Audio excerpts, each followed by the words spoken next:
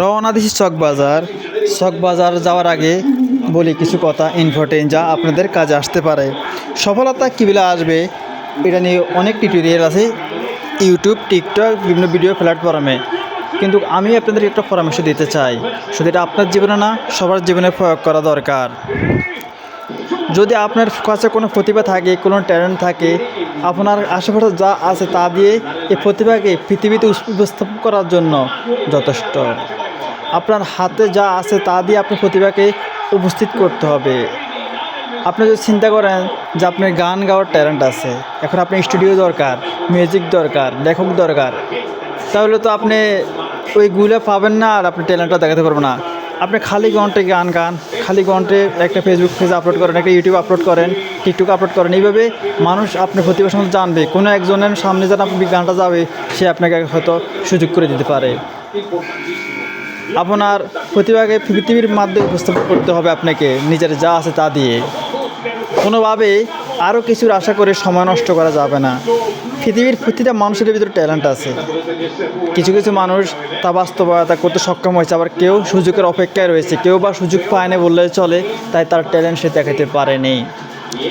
আপনি তো লিখতে পারেন, আপনি লেখার জন্য আপনি কবিতা লিখতে পারেন, গান লিখতে পারেন, উপন্যাস লিখতে পারেন, নাট্য লিখতে পারেন, এবার সিনেমাও লিখতে পারেন।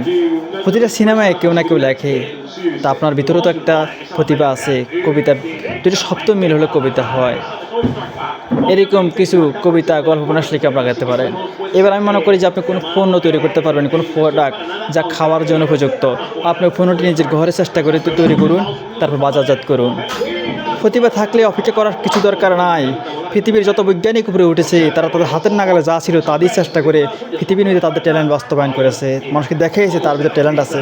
আপনি যদি একটা সুযোগ অপেক্ষা বসে থাকেন, সুযোগটা আসলে জীবনের সময়টা হেরে যাবে, কিন্তু আপনার ট্যালেন্টের কোনো কাজে লাগবে না। যদি আপনি 2টা কলম লেখাপড়া থাকে, আপনি শুরু করেন আজে একটা কবিতা লেখার। আপনি কবিতা একটা ছোটো মনে করবেন না। একটা কবিতা যদি কোনো বইতে লাগানো হয় সরকারিভাবে, সারা জীবন যত খরচ সব খরচ দেওয়া হয় একজন বৈজ্ঞানিককে, একজন লেখককে। এই বেলে আপনিও আগে যেতে পারেন। এবার যদি আপনি বলেন যে না, এমন কোনো আইডিয়া আপনার কাছে আছে যে আইডিয়াটা প্রয়োগ করলে রাষ্ট্রের উন্নতি হবে, কোনো একটা জিনিস তৈরি করা হবে, কোনো একটা সিস্টেমের উন্নতি হবে, তাহলে আপনি সেই কোম্পানির কাছে সিস্টেম বিক্রি করতে পারেন। তখন আপনি একটা লাইট তৈরি করতে পারবেন, যে লাইটটা আধুনিক, অত্যাধুনিক, যা অন্য লাইট থেকে 1000 গুণ ভালো হবে।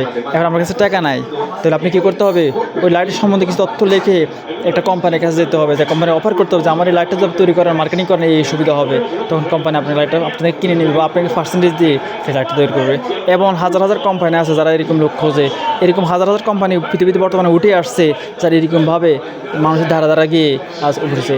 যে ফেরাজু গাড়ি, বড় বড় গাড়ি, BMW, এইসব কোম্পানিগুলা একসময় ছিল কি কাজ করতে গ্যারেজে, আজ তারা কোম্পানির মালিক। কীভাবে হয়েছে? তারা ট্যালেন্ট তারা বাস্তবায়ন করেছে, তারা ড্রয়িং বিক্রি করেছে।